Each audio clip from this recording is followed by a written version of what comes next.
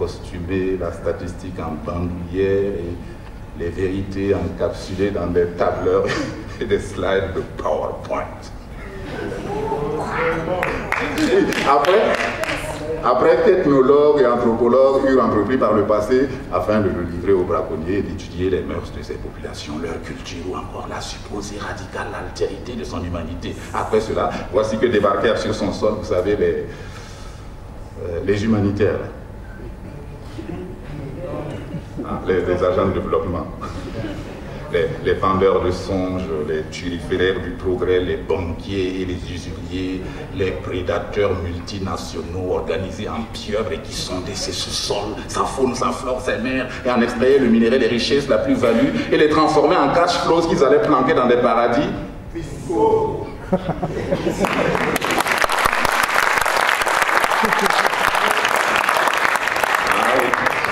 Ben oui, parce que la maladie qu'on lui prêtait était si sérieuse qu'il fallait tout ce beau monde-là pour en venir à bout. Et cependant, le regard oblique de ces détrousseurs n'avait pas omis de remarquer au passage que le ventre du continent était toujours fécond, que les fruits de ses entrailles gorgées de sucre rougissaient au soleil. Scandale géologique. Oh, miracle des dieux, mais tant de richesses comme ça sur une seule terre. Et c'est là que l'on conseilla au continent de se défaire de ces vieilles peaux, de ces mythes éculés, de ces traditions d'un autre âge.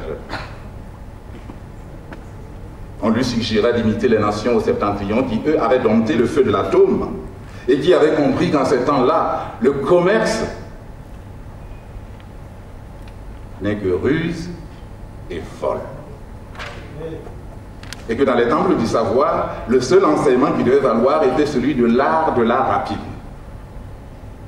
On lui dicta d'oublier ses vieilles valeurs communautaires, son humanisme stérile, et d'épouser l'égoïsme rance de l'époque. Et de s'armer de cynisme, et de battre le feu avec le feu.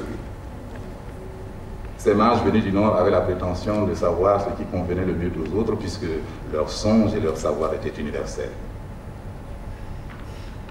Alors l'Afrique, elle, envoya ses enfants jusqu'aux confins des mondes, apprendre eux aussi à dompter les feux et à maîtriser les secrets de toutes les subjugations. Vous savez, l'art de la rapine, le mensonge d'État, les fourberies diplomatiques, le jeu des intérêts bien compris, les alliances stratégiques, etc., etc., etc. Ben, il fallait bien qu'elle se conciliât, les armes qu'il avait vaincues, qu'elle les apprivoisa, et peut-être même si nécessaire un jour, elle puisse les retourner contre leurs propres géniteurs. Et pour cela, pour se prémunir de ce monde-là, elle devait en connaître les ruses et les arcanes. Et le continent mit des siècles à se remettre de la saignée. Et le temps passa. Et puis, la germination. La germination reprit patiente et entêtée. Le sang retrouva son chemin à nouveau et irrigua le corps et ses membres endoloris. Mais parce que la vie renaît toujours. Amen. La vie renaît toujours. Et aujourd'hui, son sang coule à nouveau dans les veines du continent. Sa vitalité retrouvée palpite au cœur de ses villes et de ses campagnes. La force vive du monde, sa jeunesse se lève sous ce ciel que toisent les cimes de Kilimandjaro. Et ce n'est que le début. Et ce n'est que le début. Et du cœur d'Azania, d'Ifriqiya, d'Al-Keboulan, des contreforts du Fouta-Djallon, des plaines du Natal et des berges du Congo, monte ce chant. Nous étions, nous sommes, nous serons.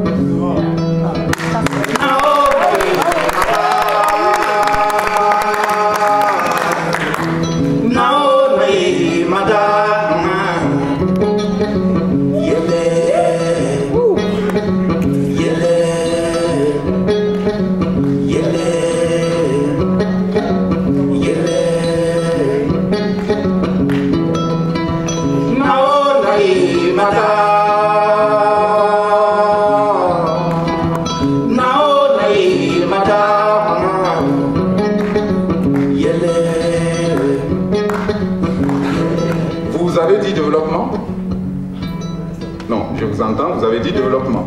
Mais développement de quoi? Développement de qui? Non, non. Parlons.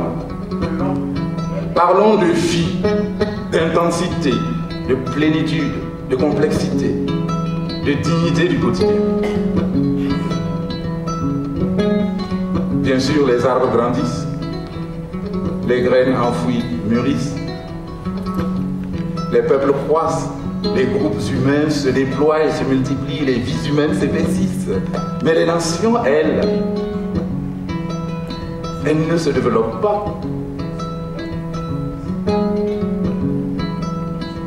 Elles font l'expérience de leur histoire, de sa densité, de sa texture, de ses méandres.